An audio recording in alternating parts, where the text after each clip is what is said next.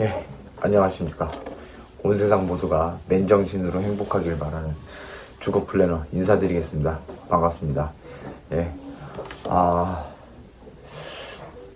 날씨가 정말 찌뿌둥하기만 하고 그쵸. 우리 단주를 지속하고 계시는 분들은 아마 매일매일이 이래저래 고뇌의 나날들이겠죠. 물론 즐겁게 잘 살고 계시는 분들도 계시고 그 와중에도 위기는 속속들이 이렇게 등장하기도 하고 그렇죠. 그런데 모르겠습니다. 저 같은 경우에는 오히려 말씀드렸던 적도 있었던 것 같은데 이런 꾸부정한 날씨는 오히려 저 같은 경우에는 사람 자체가 우울한 사람이다 보니 그냥 좋구나 그러면서 집구석에 있기 좋은 날씨를 제가 항상 좋아했기 때문에 여튼 사설이 길었고요. 오늘 주제는 그렇습니다. 술은 언제부터 끊어야 하나요? 그리고 제가 술을 끊어야 하는 사람인가요? 제가 만든 단톡방 같은 경우에는 제 영상만 시청하신 분들이 거의 제 영상을 엄청나게 시청하시고 온 분들이 대부분이시라 거의 뭐 지식적인 부분에서는 이미 뭐 저보다도 더 퀄리티가 높은 그런 정보들을 가지고 계신 분들이 계셔서 그런 질문들이 없으신 분들이 대부분인데 사람들이 많은 단톡방에서 이렇게 왔다리 갔다리 이렇게 하는 거를 보니까는 아직도 정말 많은 분들이 지금 당장 끊는 게 가장 좋음에도 불구하고 아직 미련을 못 버리고 그러는 경우가 많으시더라고요. 그런데 어떤 상태가 알코올 중독인가요? 어떤 상태가? 제가 저번에 한번 정의를 내려드린 적이 있는데 알코올 사용 장애가 있고요. 그렇죠? 그다음에 알코올 의존이고요. 그다음에 알코올 중독이라는 표현이 있어요. 처음에는 제가 있을 때 당시만은 제가 병원에 입원할 당시만 해도 저는 알코올 의존이란 말도 거의 많이 듣지도 못했어요. 그냥 알코올 중독이었고 그 다음에 이렇게 알코올 의존증이란 말이 나오기 시작하고 그 다음에 이제 알코올 사용 장애란 말이 나왔는데 가장 포괄적인 게 역시 알코올 사용 장애일 테고요. 그 다음이 알코올 의존, 그 다음에 알코올 중독 이렇게 볼 수 있을 텐데 그냥 단어상으로만 따지면 그렇죠. 왜 알코올 사용 장애라는 말까지 이렇게 나오게 됐느냐 그러면은 이게 중요한 거예요. 포인트는 내가 술을 마셨는데 단순히 술을 마시고 어떤 실수를 계속한다. 그것뿐만 아니라 술로 인해서 일상이 뭔가가 일그러지고 문제가 생기고 일상에 문제가 생기고 그 다음에 내 외견 혹은 나의 뭐 시력 아니면 말 어눌함 이런 것들이 생긴다거나 아니면은 기억력 감퇴 이런 거라든가 이런 게 생기면 바로 그게 알코올 사용 장애의 시작이에요. 그게 다 전초전이에요. 어떤 분은 자기는 술을 마시면 절대 필름이 안 끊긴대요. 그러니까 술을 안 끊어도 되는 거 아니냐 이렇게 말씀하세요. 그래서 이렇게 여쭤봤죠. 그러면은 그 장면들을 전부 기억하세요? 그랬더니 저보고 대뜸 하시는 말씀이 너는 그러면은 당신은 그러면은 맨정신으로 전부 기억하냐 그렇게 말씀하시는 거예요. 중요한 거는 그러니까 어떤 뭐라고 해야 할까 단서가 될 만한 그런 사건들을 다 기억할 수 있느냐인 거거든요. 그래서 그렇게 말씀하시니까 전혀 인정을 안 하실 분위기니까 제가 그래서 그랬죠. 그러면은 술을 드시고 하는 행동들이 전부 맨정신에도 할 수 있는 행동들인가요? 이렇게 물어봤죠. 그건 아니래요. 그러면 알코올 사용 장애예요. 왜? 사람이 달라졌으니까 이성을 잃었다는 거거든요. 이성을 잃었다는 거는 뇌에서 통제를 벗어났다는 뜻이고 뇌에서 통제를 벗어났다는 뜻은 알코올에 의해서 뇌가 망가졌다는 뜻이에요.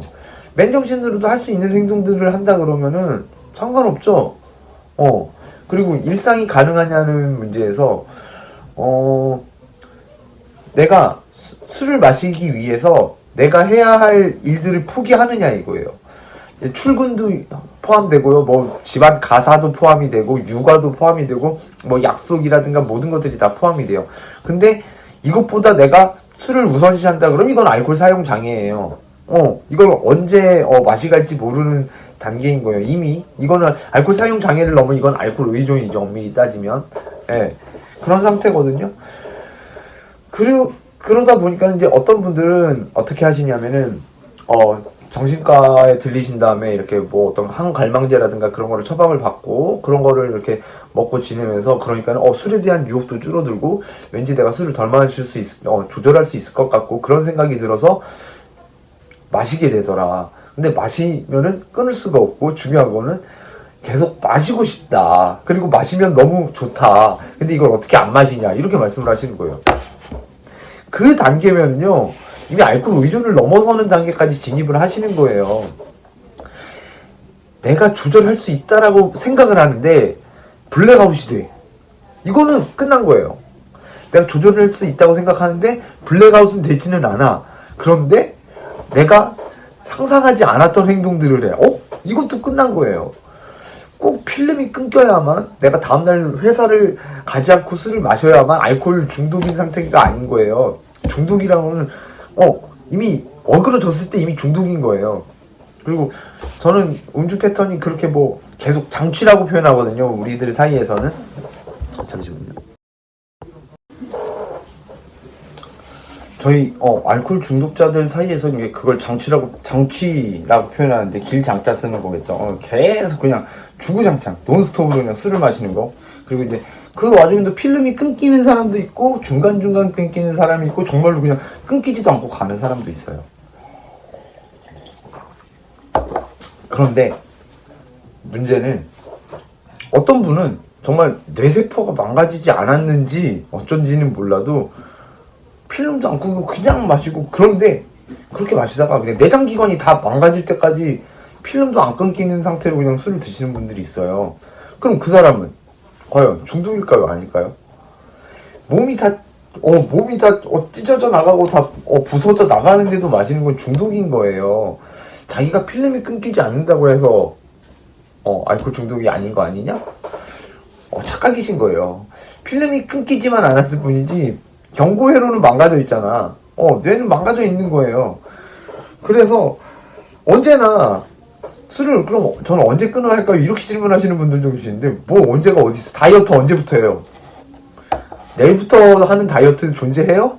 내일은 영원히 안 와. 그렇죠? 언제나 우리 오늘을 사는데 무슨 내일이 어딨어? 끊는 것도 오늘 당장 끊어야 해요. 아쉬움이 남고 미련이 남죠. 그러니까 계속 드시는 분들도 계세요. 제가 상담하시는 분들 중에도 계세요. 그런데 뭐 제가 막을 수는 없으니까, 개인의 자유의사인데. 그런데 그렇게 하다가 언제 끊는지는 설명을 해드려요. 아마 어딘가가 여기가 작살나든 여기가 작살나든 여기가 작살나든 여기가 작살나든 착살이 나고 나면 그때서야 끊고 싶을 텐데, 정말로 진심으로 끊고 싶을 텐데 그때 되면 너무 늦을 수도 있다. 그건 알고 감안하고 드셔라 라고 말씀을 드려요. 꼭 그런 상태가, 그런 지경이 돼서야 드시겠어요? 이게 진짜 위험한 게, 제가 그래서 혼자 사는 사람들이 위험하다고 하잖아요. 이 사람들은 어차피 거의 외로움 때문에 마시는 경우가 너무 많아서 몸이 망가지고 그러든 말든 상관도 없고 자기가 책임질 사람도 없으니까는 그냥 방치해 두는 거야. 내가 몸이 계속 망가지더라도. 그쵸. 너무 안타까운 일일 수밖에 없는 거예요. 어느 정도 이거를 좀 정리를 해드리면은, 어떤 사람이 끊어야 하느냐, 몸이 안 좋은데도 불구하고 드시는 분. 그러니까 아주 조금이라도 상관없어요. 근데 그 아주 조금 아픈 거를 술 마시면 괜찮다는 핑계로 드신다? 이거 끝난 거예요. 바로 끊어야 돼, 술을.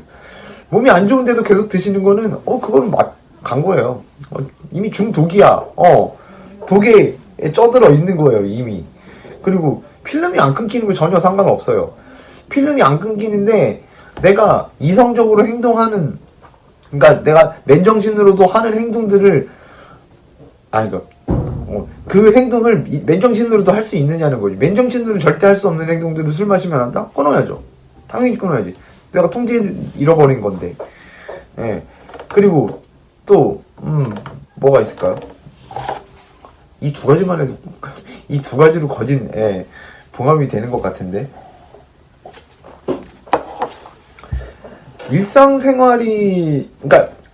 일상생활에서 내가 해야 할 것들을 술을 핑계로 안 하게 된다. 이건 이것도 끝난 거예요. 가장 커다란 세 가지가 이렇게 종합이 되겠네요. 몸이 안 좋아지는데도 계속 마셔. 중독.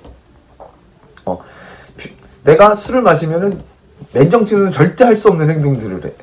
그럼 중독. 그 다음에 내 일상에서 해야 할 것들을 외면한 채 술을 마셔. 그것보다도 술이 더 중요해. 그럼 끝난 거. 이게 가장 중요한 거예요. 이 세 가지에서 벗어나면은 무조건, 당장에 끊어야 해요. 술은 언제 끊어야가 없어요. 지금 당장 끊는 게 최고야. 근데 보통들 그 술이 주는 편함, 쾌락, 그런 행복, 술이 주는 행복, 그런 것들을 잊지를 못해. 그 도파민 중독이거든요. 그걸 잊지를 못해가지고 놓지를 못하는데, 근데 그거를 계속 찾다 보면은 어차피 나중되잖아요. 술을 마셔도 그거 다 느껴지지도 않아요. 알고 중독이신 분들은 아실 거야. 나중 되면 술 마신다고 막 죽고 그렇지도 않아요. 저도 최종적으로 마지막 단계, 그러니까 제가 병원 생활 1년 9개월 하는 동안에 그 사이에도 이제 틈틈이 엄청나게 술을 마셨을 거잖아요. 그 동안에도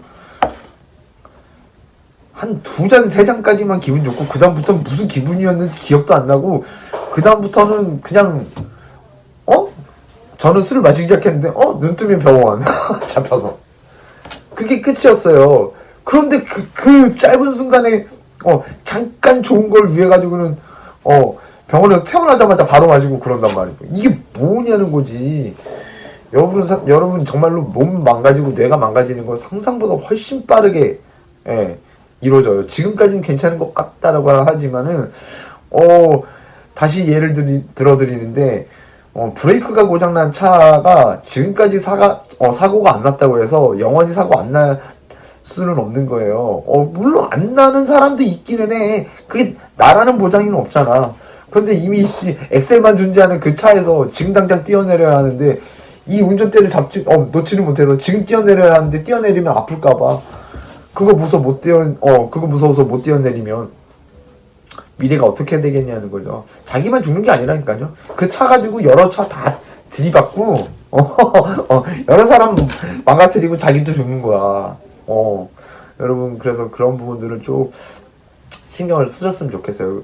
제가 단톡방에서 이렇게 들어와가지고는 막 상담하는 내용들을 보면서, 자기 이야기하고 그러는 걸 보면서, 좀 아쉬운 게, 그 단톡방에서 여러 사람들이 엄청나게 여러 사람들이 의견을 제시하고 그러다 보니까는 제가 그분하고 독대를 하는 게 아니다 보니까는 뭐라고 이렇게 말씀을 못 드리겠는 거예요. 그리고 다른 사람들의 글과 제 글이 이렇게 같이 올라가다 보니까 오해의 소지도 많을 수 있고, 그러다 보니까는 좀 그런 부분에서 좀 안타까운 부분들을 많이 보게 되는데, 그런 걸 보면서도 사실 하루에도 몇 번씩 여러 명이 있는, 수많은 사람들이 있는 단톡방에서는 하루에도 몇 명씩 와서 물어보고 나가고 그걸 보거든요. 그걸 볼 때마다 야, 정말 지금 이렇게 일반 사회에서 잘 안 보일 뿐이지 세상에 넘쳐나는 게 알코올 중독자구나 싶더라고요. 그래서 야, 이거를 진짜 좀 어떻게 획기적으로 좀 많은 사람들에게 알릴 수 있는 방법이 없을까 하는 고민이 생기게 됩니다.